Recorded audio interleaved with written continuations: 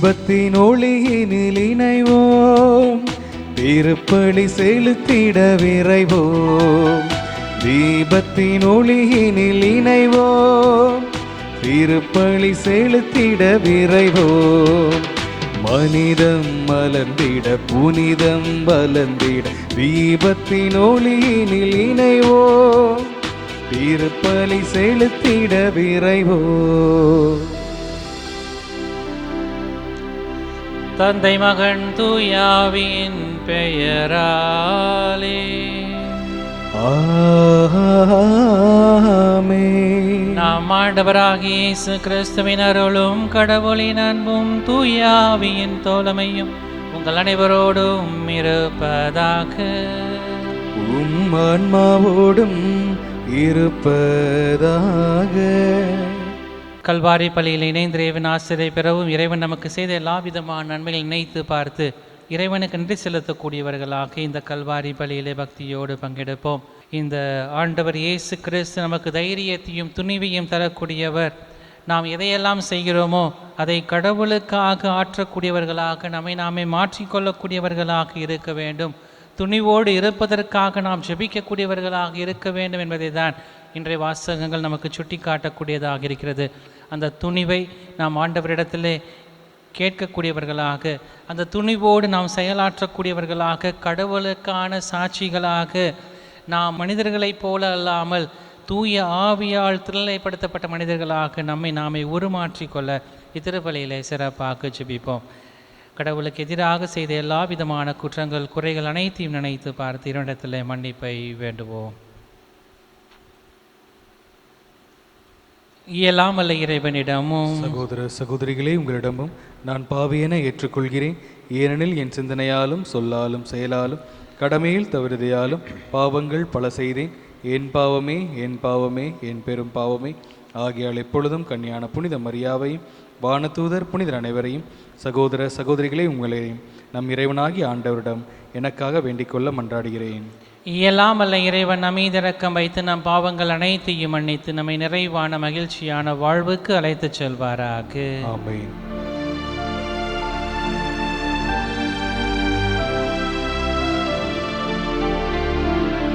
என் பிதாவே என்னை மன்னியும், என் பிதாவே என்னை மன்னியும். இயேசுவே என்னை இரட்சியும், இயேசுவே என்னை இரட்சியும். ஆவியானவரே என்னை பலப்படுத்தும், ஆவியானவரே என்னை பலப்படுத்தும்.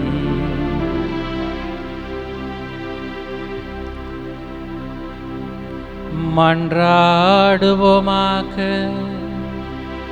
எல்லாம் வல்ல இறைவா, பாஸ்காருள் உதவிகளால் புதுப்பிக்க பெற்ற நாங்கள் உம்மை வேண்டுகின்றோம். ஆதலால் எங்கள் மன்னக பெற்றோரின் சாயலை நாங்கள் கடந்து சென்று விண்ணக தந்தையின் உருவில் வளர்வோமாக. உம்மோடு தூயாவியானவரின் ஒன்றிப்பில் இறைவனாய் என்றென்றும் வாழ்ந்து ஆட்சி செய்கின்ற அவர் வழியாக உம்மை மன்றாடுகின்றோம். ஆமென். முதல் வாசகம். அனைவரும் தூயாவியால் ஆட்கொள்ளப்பட்டவர்களாய் கடவுளின் வார்த்தைகளை துணிவுடன் எடுத்து கூறினர். திருத்தூதர் பணிகள் நூலிலிருந்து வாசகம். அதிகாரம் 4, இறைவசனங்கள் 23 31 வரை. அந்நாள்களில் விடுதலை பெற்ற சீடர்கள் தங்களை சேர்ந்தவர்களிடம் வந்து தலைமை குருக்களும் மூப்பர்களும் தங்களுக்கு கூறிய யாவற்றையும் அறிவித்தார்கள். இவற்றை கேட்ட யாவரும் ஒரே மனத்துடன் தங்கள் குரலை கடவுள்பால் எழுப்பி பின்வருமாறு மன்றாடினர். ஆண்டவரே, விண்ணுலகையும் மண்ணுலகையும் கடலையும் அவற்றுள்ள அனைத்தையும் படைத்தவர் நீரே. எங்கள் தந்தையும் உம் ஊழியருமாகிய தாவீது வாயிலாக தூய ஆவி மூலம் வேற்றினத்தார் சீறி எழுவதேன். மக்களினங்கள் வீணாக சூழ்ச்சி செய்வதேன். பூவுலகின் அரசர்களும் தலைவர்களும் ஆண்டவருக்கும் அவர் தம் மெசியாவுக்கும் எதிராக அணிவகுத்து நின்றனர் என்று உரைத்தீர். அதன்படியே இந்நகரில் உம்மால் அருள்பொழிவு பெற்ற உம் தூய ஊழியர்களாகிய இயேசுவுக்கு எதிராக ஏரோதும் போந்தி பிலாத்தும் பிற இனத்தவரோடும் இஸ்ரேல் மக்களோடும் ஒன்று திரண்டனர். உமது கைவண்ணமையும் உமது திட்டமும் முன்குறித்த அனைத்தையும் அவர்கள் செய்து முடித்தனர். இப்போது கூட ஆண்டவரே, அவர்கள் அச்சுறுத்துவதை பாரும். உம் அடியார் முழு துணிவுடன் உமது வார்த்தைகளை எடுத்து கூற அருள் தாரும். உமது தூய ஊழியர் இயேசுவின் பெயரால் உமது கையை நீட்டி நோயுற்றோருக்கு நலமளியும். அடையாளங்களும் அருஞ்செயல்களும் நடைபெற செய்யும்.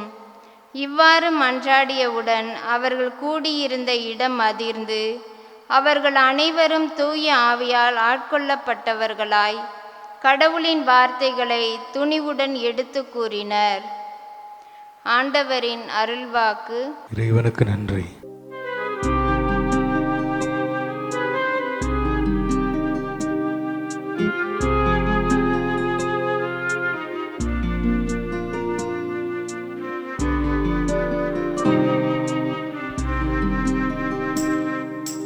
உம்மிடம் அடைக்கலம் புகுந்தே இறைவா, உம்மிடம் அடைக்கலம் புகுந்தே.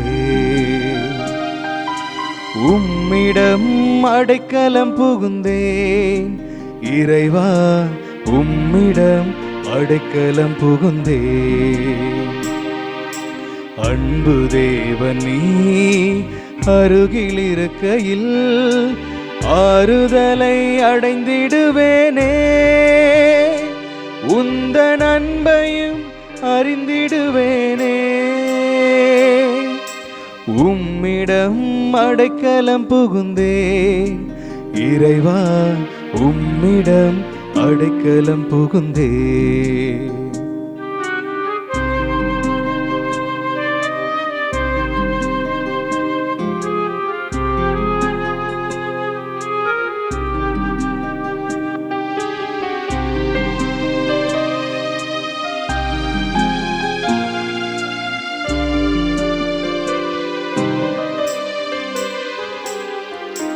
உண்மை நெறி செல்வதால் உலகம் இருக்கலாம். உரிமை காக்க உழைப்பதனால் உயிரை சிதைக்கலாம். பொது நலனை பேணுவதால் பேரை இழக்கலாம். வேதனையும் நெருக்கடியும் வாழ்வில் நிலைக்கலாம்.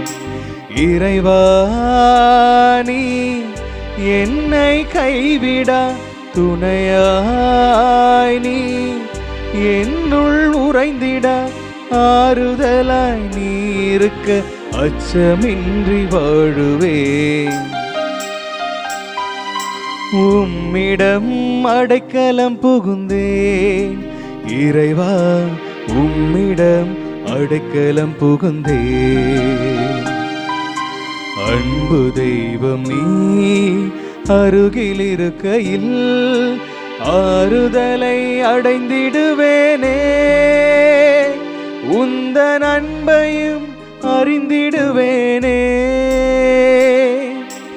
உம்மிடம் அடைக்கலம் புகுந்தேன் இறைவா, உம்மிடம் அடைக்கலம் புகுந்தேன்.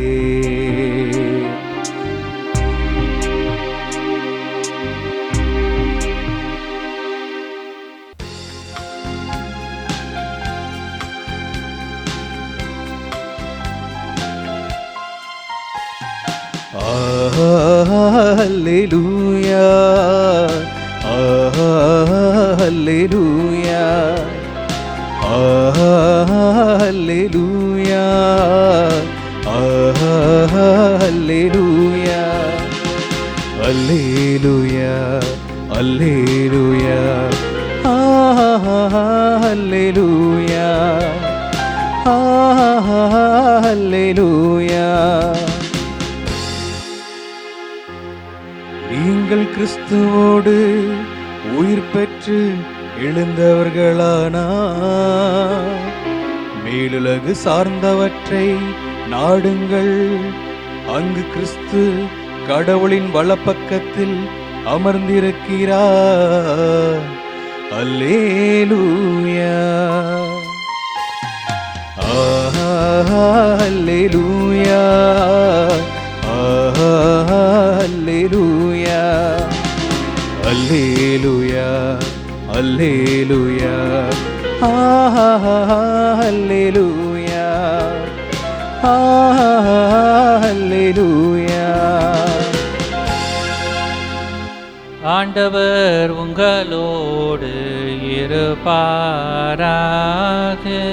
உம் ஆன்மாவோடும் இருப்பாராக. யோவான் எழுதின செய்தியிலிருந்து வாசகம். ஆண்டவரே மாட்சி உமக்கே. அக்காலத்தில் பரிசேயர் ஒருவர் இருந்தார். அவர் பெயர் நிக்கோதேம். அவர் யூத தலைவர்களுள் ஒருவர். அவர் ஒரு இரவில் இயேசுவிடம் வந்து, ரபி, நீர் கடவுளிடமிருந்து வந்த போதகர் என்பதை நாங்கள் அறிவோம். கடவுள் தம்மோடு இருந்தால் அன்றி நீ செய்யும் இவ்வருள் அடையாளங்களை யாரும் செய்ய இயலாது என்றார். இயேசு அவரை பார்த்து, மறுபடியும் பிறந்தால் அன்றி எவரும் இறையாட்சியை காண இயலாது என மிக உறுதியாக உமக்கு சொல்லுகிறேன் என்றார்.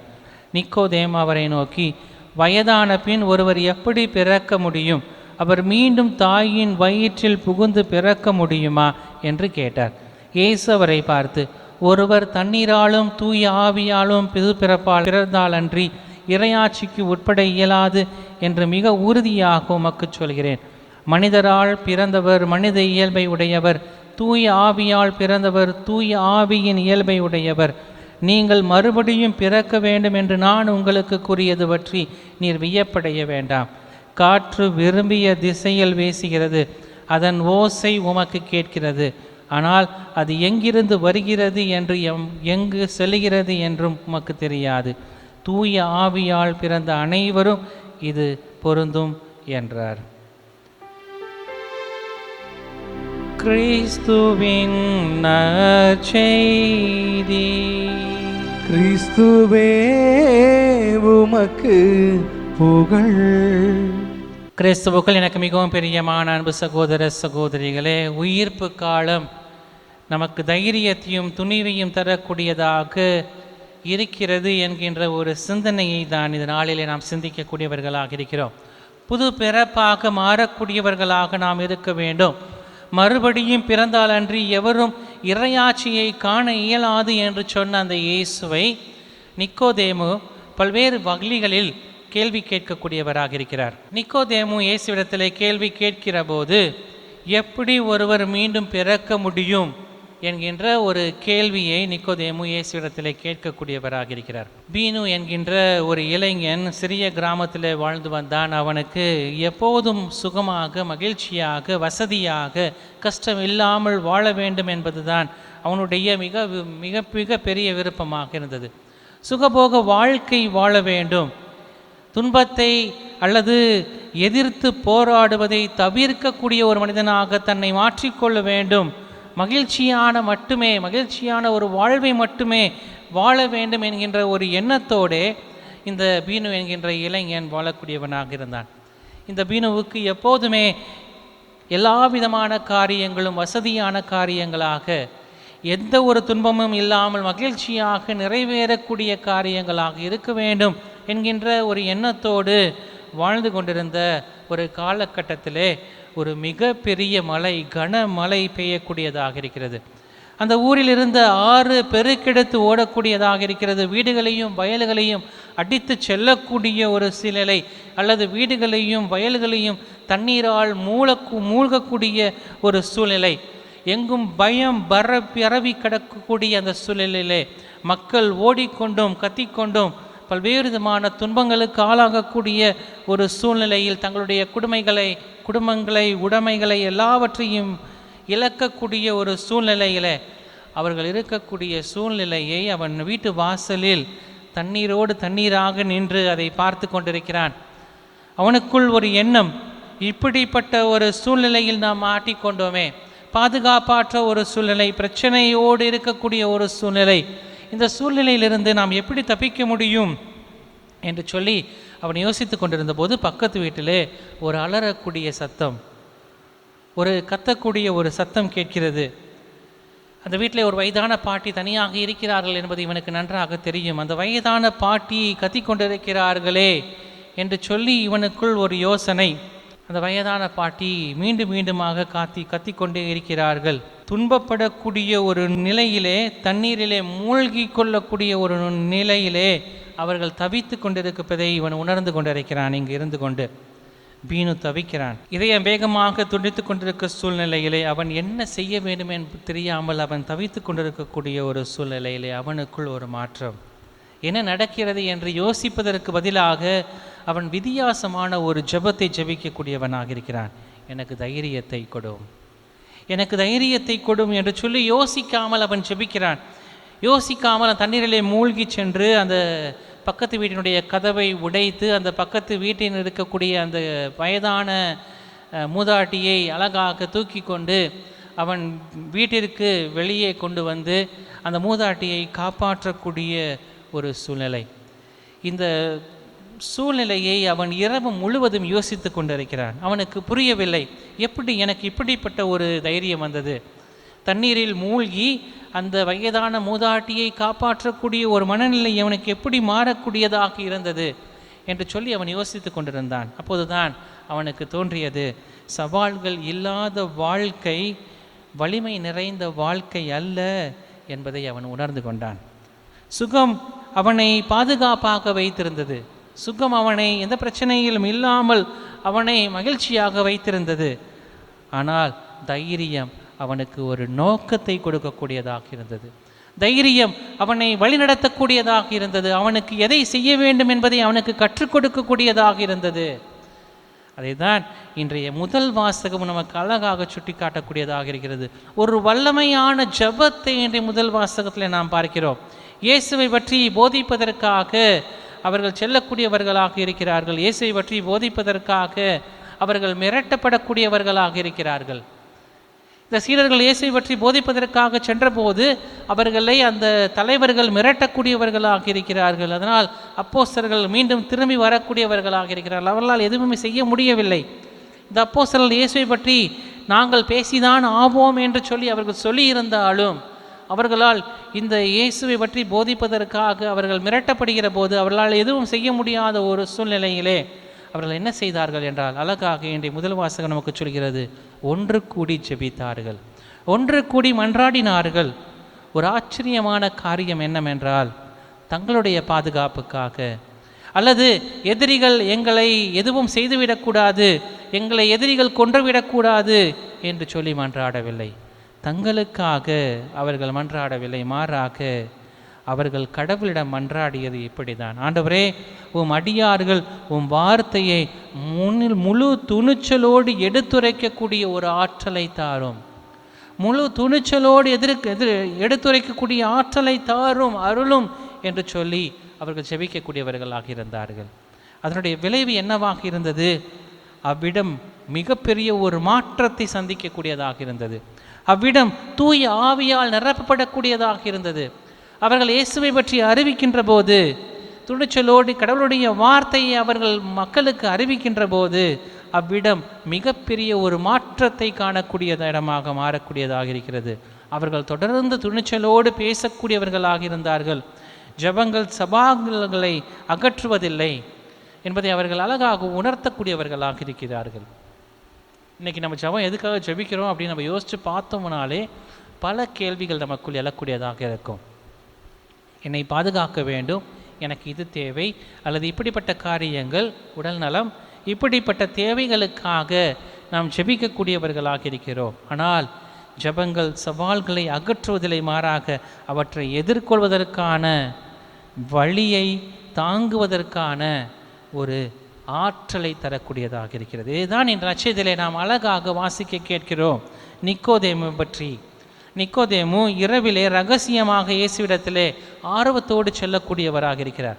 இயேசுவிடத்திலே ஆர்வத்தோடு சென்று அவர் இயேசுவிடத்திலே உண்மையை தேடக்கூடியவராக இருக்கிறார். வெளிப்படையாக அவர் தன்னை காட்டிக்கொள்வதற்கு பயப்படக்கூடிய ஒரு சூழ்நிலையில், அவர் வெளிப்படையாக தன்னை காட்டிக்கொள்ளக்கூடிய ஒரு சூழ்நிலை இல்லாத சூழ்நிலையில் அவர் இந்த நிக்கோதேமு ஒரு மிகப்பெரிய ஒரு மாற்றத்தை பிற்பகுதியிலே நாம் பார்க்கிறோம். இந்த சீடர்களும் அப்படித்தான், வெளிப்படையாக பேசுவதற்கு அல்லது தைரியமாக ஜெபிப்பதற்கு அல்லது ஆபத்தை ஏற்றுக்கொள்வதற்கு தொடக்கத்திலே அவர்கள் தயாராக இல்லை. அதே போல் தான் நிக்கோதேமும் தொடக்கத்திலே தயாராக இல்லை. ஆனால் பிற்பாடு நாம் பார்த்தோம் என்றால், இயேசுவை கைது செய்தபோது இயேசுவுக்காக பரிந்து பேசக்கூடியவராக, அவரிடத்தில் எந்த விதமான குற்றங்களையும் நாம் காணவில்லையே என்று சொல்லி தைரியமாக நிக்கோதேமு பேசக்கூடியவராக இருக்கிறார். புனித சிலுவை யோவானை பற்றி அழகான ஒரு நிகழ்வு இருக்கிறது. அவர் பல்வேறு விதமான துன்பங்களை தன்னுடைய வாழ்விலே சந்திக்கக்கூடியவராக இருந்தார். எப்படி அவர் சிலுவையை தன்னுடைய பெயருக்கு முன்பாக அவர் வைத்து கொண்டாரோ, அதே போல் தன்னுடைய வாழ்க்கையிலும் துன்பங்களை தன்னுடைய எல்லா விதத்திற்கும் எல்லா காரியங்களிலும் துன்பங்களை தாங்கிக் கொள்ளக்கூடிய ஒரு நபராக இருந்தார். தன்னுடைய சொந்த துறவிகளே சபைக்குள்ளாக எழுந்த எதிர்ப்புகளை அவர் தாங்கிக் கொள்ளக்கூடியவராக இருந்தார். விமர்சனங்களை, பல்வேறு விதமான தவறான விமர்சனங்கள் எழுந்தபோது புரிதல்களை அவர் தாங்கிக் கொள்ளக்கூடியவராக இருந்தார். தம் சபையை சீர்திருத்திய போது, அந்த காரண சபையை சீர்திருத்திய போது ஏற்பட்ட பல்வேறு விதமான தடைகளையும் அவர் தகர்த்தெறியக்கூடியவராக இருந்தார். அப்போது அவர் சொன்னது, கடவுள் ஒருவர் இருக்கிறார், அவர் எல்லாவற்றையும் பார்த்து கொள்வார். கடவுள் ஒருவர் இருக்கிறார், அவர் எல்லாவற்றையும் பார்த்து கொள்வார். ஜெபத்தில் நீண்ட நேரம் செலவு செய்யக்கூடியவராக இருந்தார். அந்த கடவுளிடத்தில் தன்னுடைய துன்பங்களை எல்லாம் அர்ப்பணிக்கக்கூடியவராக இருந்தார். தனது சுகமான வாழ்வுக்காக அவர் ஜெபிக்கவில்லை, மாறாக கடவுளின் திருவுளத்தை நிறைவேற்றுவதற்கான வலிமையை கேட்டு அவர் ஜெபிக்கக்கூடியவராக இருந்தார். கடவுளுடைய திருவுளத்தை செய்வதற்காக நான் வந்திருக்கிறேன், அதை நிறைவேற்றுவதற்கான வலிமையை எனக்கு தாரும், கடவுள் எப்போதும் என்னோடு இருக்கிறார் என்கின்ற ஒரு சித்தாந்தத்தோடு தன்னுடைய வாழ்க்கையை அமைத்து கொள்ளக்கூடியவராக புனித சிலுவை யோவான் இருக்கக்கூடியவராக இருந்தார். நமக்கு நன்றாக தெரிந்த புனித லியோலா இன்னாக்சியார் சேசு சபையை தோற்றுவித்தவர். அவர் மனம் மாறிய பிறகு அவர் கிறிஸ்துவுக்கு பணிபுரிய வேண்டும் என்று சொல்லி தன்னை முழுமையாக அர்ப்பணித்த பிறகு தன்னுடைய வாழ்க்கையில் நடந்த பல்வேறு விதமான அழைத்தல் குழப்பங்களிலும், சபைகள் புறக்கணிக்கப்பட்ட ஒரு சூழ்நிலையிலும், பயத்திலும் அல்லது கல்வி இறை பணி ஏற்பட்ட இடர்பாடுகளிலும் அவர் ஒருபோதும் தளர்ந்து விடவில்லை. மாறாக அவர் தன்னுடைய ஆற்றலின் வழியாக, தியானத்தின் வழியாக மக்களை ஒருங்கிணைக்கக்கூடியவராக அவர் செயல்படக்கூடியவராக இருந்தார். ஜெபத்தின் வலிமையை அவர் வெளிப்படுத்தக்கூடியவராக இருந்தார். துணிவை அவர் மக்களுக்கு கற்றுத்தரக்கூடியவராக இருந்தார். எல்லாமே கடவுளை சார்ந்திருப்பதை போல நீங்கள் ஜெபியுங்கள், எல்லாமே உங்களை சார்ந்திருப்பதை போல பணியாற்றுங்கள் என்று சொல்லி தன்னுடைய சீடர்களுக்கு லோயோலா இன்னாசியார் அழகாக கற்றுத்தரக்கூடியவராக இருந்தார்.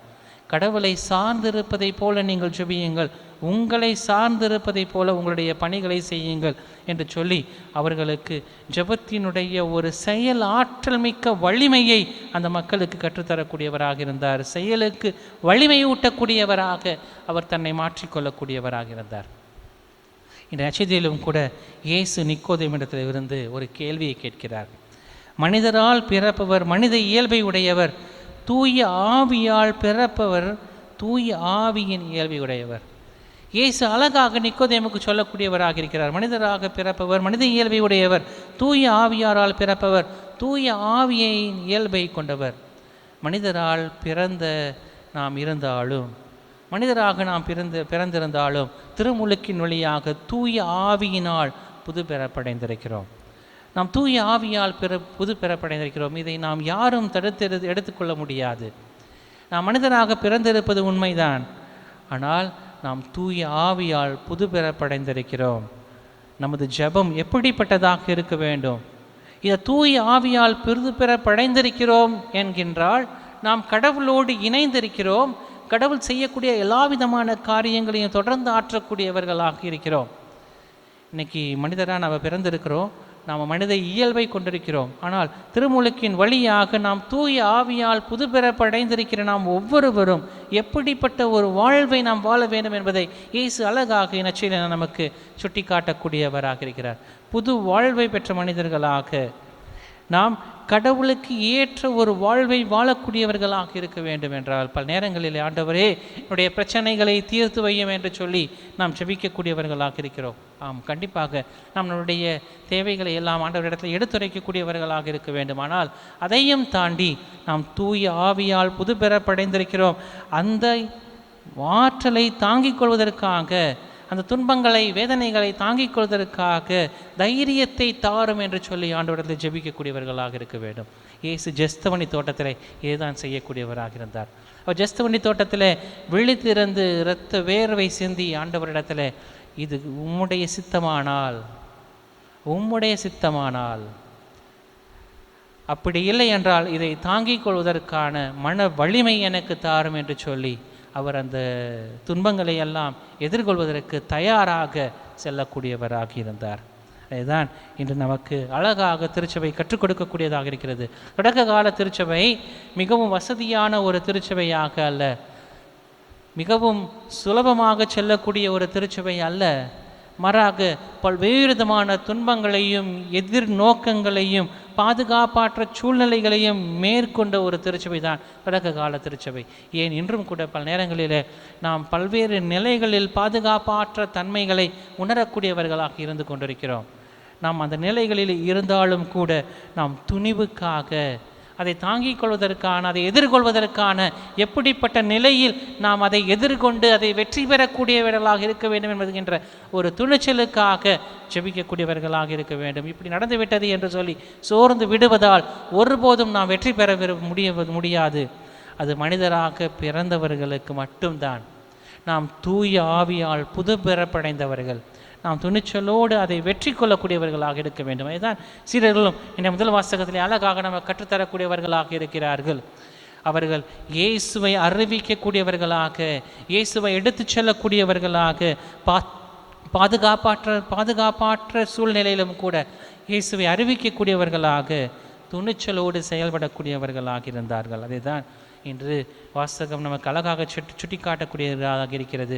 துணிச்சலுக்காக ஜெபிக்கக்கூடியவர்களாக இருக்க வேண்டும். துணிவோடு இயேசுவின் பக்கம் நாம் இயேசுவினுடைய சாட்சிகளாக மாறுவோம். இயேசுவின் சாட்சிகளாக துணிவோடு ஜெபித்து அதை எதிர்கொள்ளக்கூடியவர்களாக இருப்போம். எதிர்கொண்டு வெற்றி பெறுவோம் என்கிற நம்பிக்கையோடு இத்திருப்பலியிலே பக்தியோடு பங்கெடுப்போம். ஆமென்.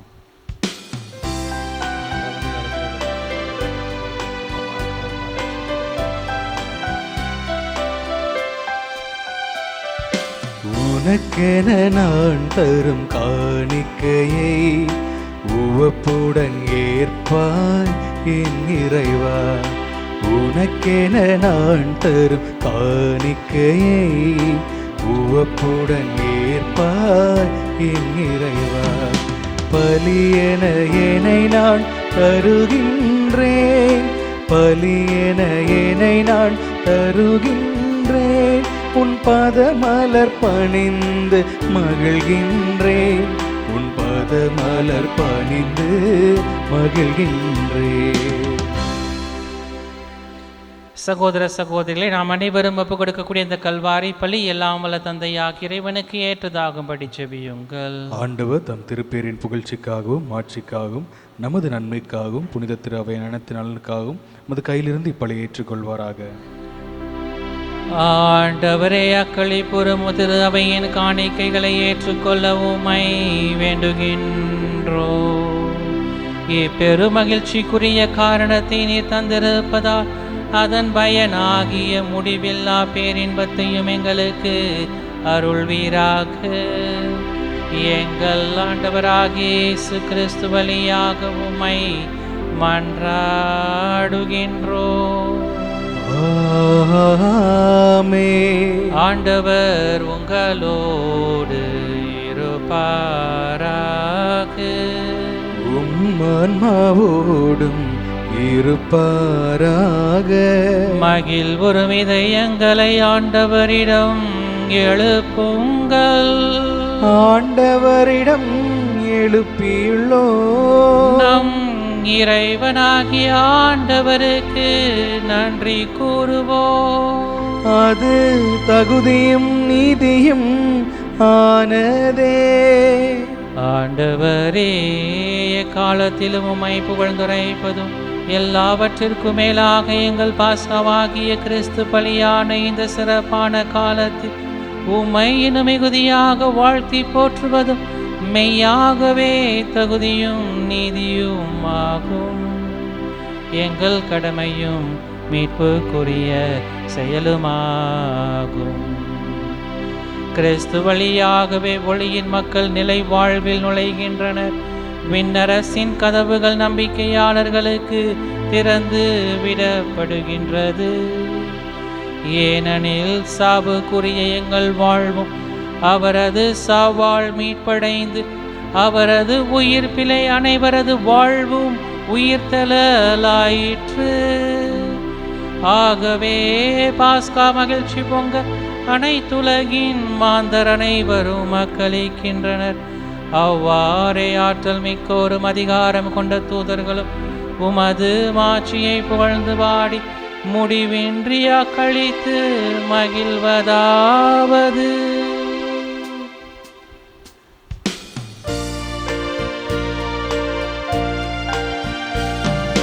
தூயவ தூயவ தூயவ வான் படைகளின் கடவுளாம் ஆண்டவர். விண்ணகமும் மண்ணகமும் உமது மாட்சியா நிறைந்துள்ளன. உன்னதங்களிலே ஓசன்னா, உன்னதங்களிலே ஓசன்னா. ஆண்டவர் பெயரால் வருகிறவர் ஆசி பெற்றவர். உன்னதங்களிலே ஓசன்னா, உன்னதங்களிலே ஓசன்னா. ஆண்டவரே, நேர்மையாகவே தூயவர், தூய்மை அனைத்திற்கும் ஊற்று. ஆகவே உடைய தூய ஆவியை பொழிந்தி காணிக்கைகளை தூய்மைப்படுத்த வேண்டும் என உம்மை தாழ்மையாய் வேண்டுகின்றோம். இவ்வாறு எங்கள் ஆண்டவர் இயேசு கிறிஸ்துவின் உடலும் இரத்தமுமாக எங்களுக்கு இவை மாறுவனவாக. அவர் பாடுபட உளம் கணிந்து தம்மை கையளித்த போது அப்பத்தை எடுத்து உமக்கு நன்றி செலுத்தி அதை பிட்டு தம் சீடர்களுக்கு அளித்து அவர் கூறியதாவது: அனைவரும் இதிலிருந்து பெற்று உண்ணுங்கள், ஏனெனில் இது உங்களுக்காக கையளிக்கப்படும் என் உடல்.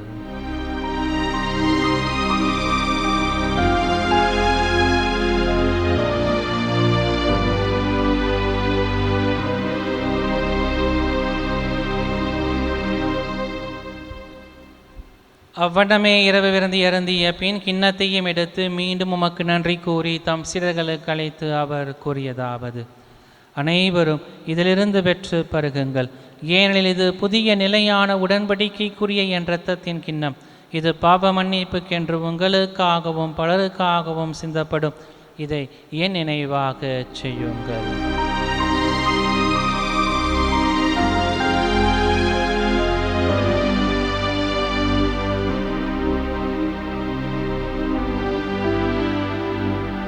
நம்பிக்கையின் மறைபொருள்.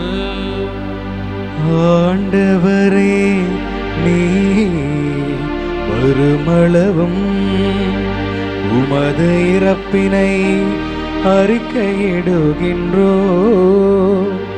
உமது உயிர்ப்பினையும் எடுத்துரைக்கின்றோ.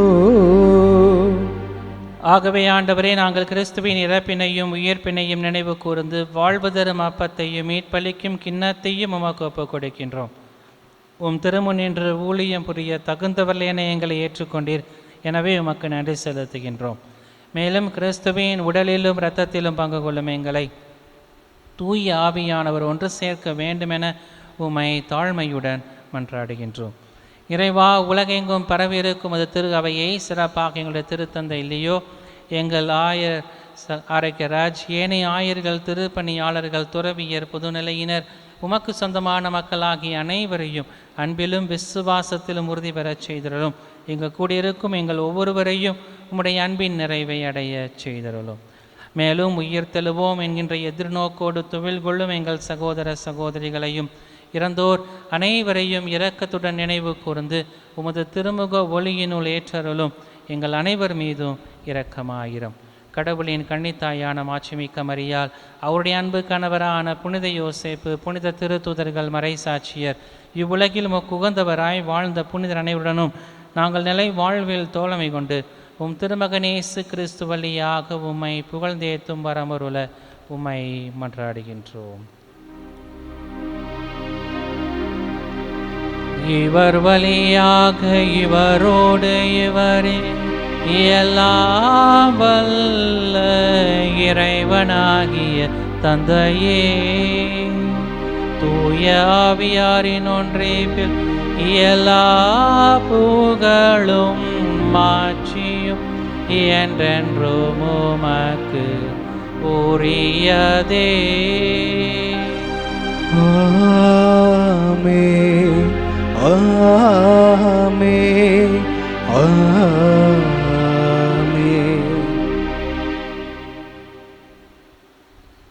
மீட்பரின் கட்டளையால் கற்பிக்கப்பட்டு இறை படைப்பினையால் பயிற்சி பெற்ற நாம் அனைவரும் துணிந்து சொல்லி ஜெபிப்போம். விண்ணுலகில் இருக்கிற எங்கள் தந்தையே, உமது பெயர் தூயது என போற்ற பிறகு உமது ஆட்சி வருக.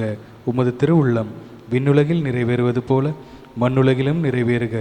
எங்கள் அன்றாட உணவை இன்று எங்களுக்கு தாரும். எங்களுக்கு எதிராக குற்றம் செய்வோரை நாங்கள் மன்னிப்பது போல எங்கள் குற்றங்களை மன்னியும். எங்களை சோதனைக்கு உட்படுத்தாதையும் தீமையிலிருந்து எங்களை விடுவித்தரலும். ஆண்டவரே, தீமைகள் அனைத்திலுமிருந்தும் எங்களை விடுவித்து எங்கள் வாழ்நாளில் அமைதியை கனிவுடன் அருள உம்மை மன்றாடுகின்றோம். உமது இரக்கத்தின் உதவியால் நாங்கள் பாவங்கள் அனைத்திலுமிருந்தும் எப்போதும் விடுதலை பெற்று யாதொரு கலக்கமின்றி நலமாய் இருப்போமாக. நாங்கள் நம்பியிருக்கும் பேரின்ப நல்வாழ்வையும் மீட்பராகிய இயேசு கிறிஸ்துவின் வருகையையும் மகிழ்ச்சியின் எதிர்பார்த்திருக்கின்றோம். ஏனெனில் ஆட்சியும் வல்லமையும் ஆட்சியும் என்றென்று உமதே. ஆண்டவராகிய இயேசு கிறிஸ்துவை, அமைதியை உங்களுக்கு விட்டுச் செல்கிறேன், என் அமைதியையே உங்களுக்கு அளிக்கிறேன் என்னுடைய திருத்தூதர்களுக்கு மொழிந்தீரே. எங்கள் பாவங்கள், குற்றங்கள், குறைகள், பலவீனங்களை எல்லாம் பாராமல் உடைய திருச்சபையின் எளிய நம்பிக்கையை கண்ணோக்கி எங்கள் உள்ளங்களுக்கு, குடும்பங்களுக்கு அமைதியையும் ஒற்றுமையும் மகிழ்ச்சியும் அளித்தருள திருவுளம் கொள்வீராக. என்றென்றும் வாழ்ந்து ஆட்சி செய்கின்றவர் நீரே. ஆமென். ஆண்டவருடைய சமாதானம் உங்களோடு என்றும் இருப்பதாக, ஆன்மாவோடும் இருப்பதாக. ஒருவருக்கொருவர் உறவின் வாழ்த்தை பகிர்ந்து மகிழ்வோம். உலகின் பாவங்களை போக்கும் இறைவனின் செம்மறியே, எங்கள் மேல் இரக்கமாயிரும். உலகின் பாவங்களை போக்கும் இறைவனின் செம்மறியே, எங்கள் மேல் இரக்கமாயிரும். உலகின் பாவங்களை போக்கும் இறைவனின் செம்மறியே, எங்களுக்கு அமைதி அளித்தருளும்.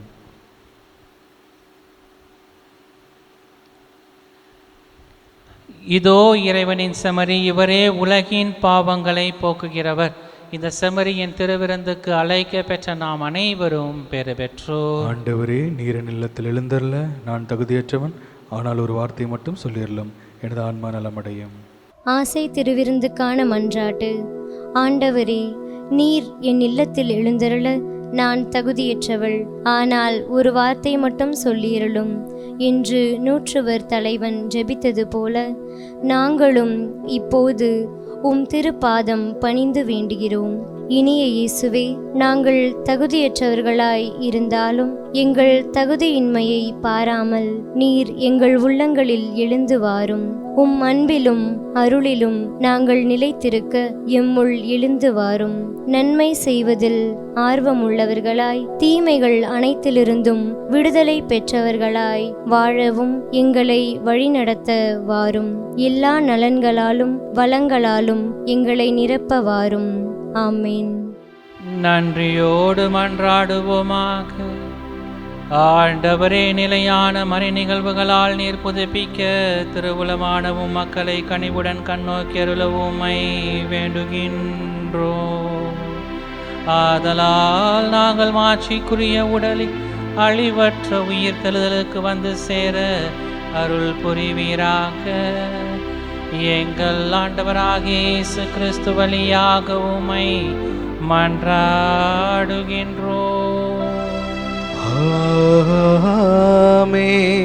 ஆண்டவர் உங்களோடு இருப்பாராக. உம் ஆன்மாவோடும் இருப்பாராக. எல்லாம் வல்ல இறைவன் தந்தை மகன் தூயாவி நம் அனைவரையும் நிறைவாக ஆசிர்வதித்து வழிநடத்துவாராக. ஆமென். இறைவனின் அன்பை உணர்ந்தவர்களாக சென்று வாழுவோம். திருப்பலி நிறைவுற்றது. இறைவனுக்கு நன்றி.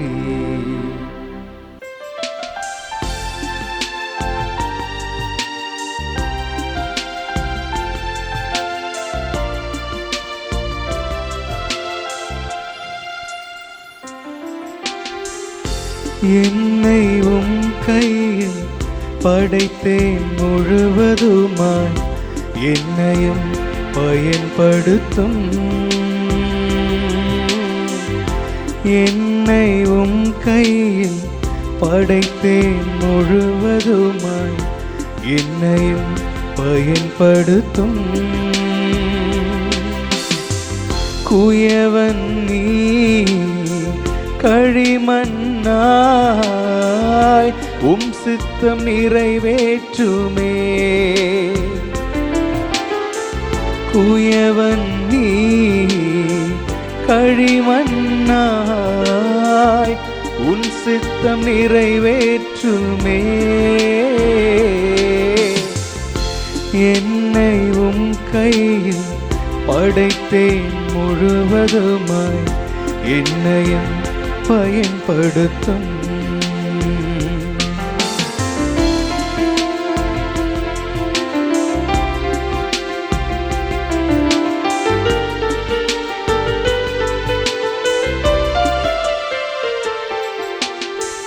தவறிய பாத்திரம் நான், தவறுகள் நீக்கி என்னை தகுதியாய் நிறுத்திடுமே.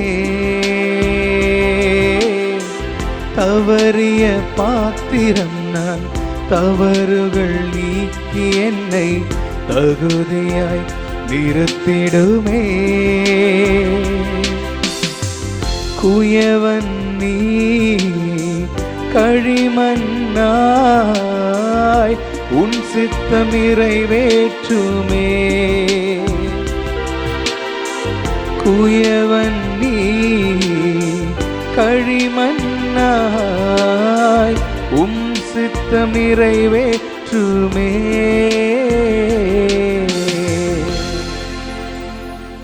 தந்தை மகன் தூய ஆவியாரின் பெயராலே ஆமென்.